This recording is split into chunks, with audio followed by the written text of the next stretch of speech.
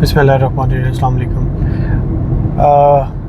Visa appointment को sum up कर दूं मैं कि जो प्रॉब्लम आते हैं। स्टडी वीज़ा मैंने बता दिया, बहुत कम कंट्रीज़ हैं, ज़्यादातर कंट्रीज़ थ्रू VFS ही हैं या डायरेक्ट सबमिशन हो जाती है उनकी एम्बेसी में, तो उधर तो ये बड़ा कम है।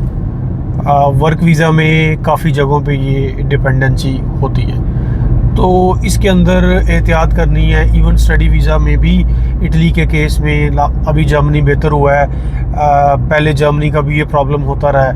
तो जहाँ भी आपको वीज़ा, मेरी पर्सनल एडवाइस ही है, जहाँ भी आपको वीज़ा की अपॉइंटमेंट ही नहीं आ रही और आपको लगता नहीं है कि आप 6 महीने में अपना केस क्लोज़ कर सकते हैं, तो डोंट गो फॉर दैट, आप अदर ऑप्शन को ऑप्ट कर लें। नंबर 1, स्टडी वीज़ा को लेके वैसे भी वो ज़्यादा मसला नहीं है। वर्क वीज़ा को लेके ये प्रॉब्लम ज़्यादा है। तो वर्क वीज़ा वाले जिस तरह से भी ये चीज़ें प्रोसेस होती हैं, आप एक सिक्योर तरीके से इन चीज़ों को चलाएं कि कहीं भी जाके आपके पैसे इतने ज़्यादा स्टक ना हो जाएं इन फॉर्म ऑफ जो भी स्पॉन्सरशिप आती है, जो भी आपकी अपॉइंटमेंट्स है, कुछ भी है, इसमें इसी तरह आप सिक्योर रह सकते हैं, क्योंकि ये चीज़ें मैनेज तो हो रही हैं, ऑफ द रिकॉर्ड हो रही हैं, इदारों को इन चीज़ों का पता भी है, लेकिन बहुत सारी चीज़ें हो रही होती हैं लेकिन वो ख़ुद ही होने दी जाती हैं फॉर सम रीज़न।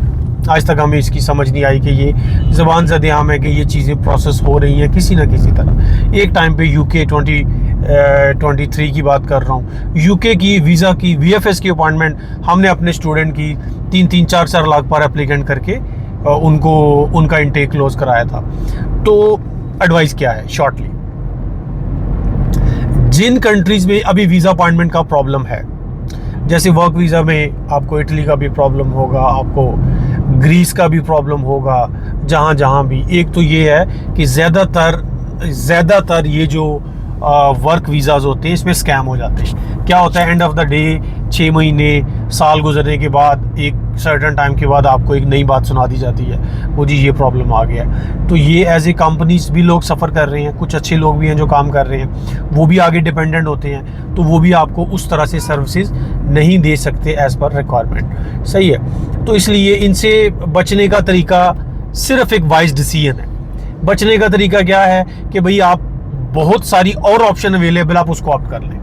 ज़रूरी है कि आपने इटली स्टडी वीज़ा पे जाना है, आप फ्रांस चले जाएं, सही है, आप किसी स्वीडन चले जाएं, आप फिनलैंड चले जाएं, ठीक है। तो बस इसमें ना डिसीजन वाइजली करें, दैट विल हेल्प यू।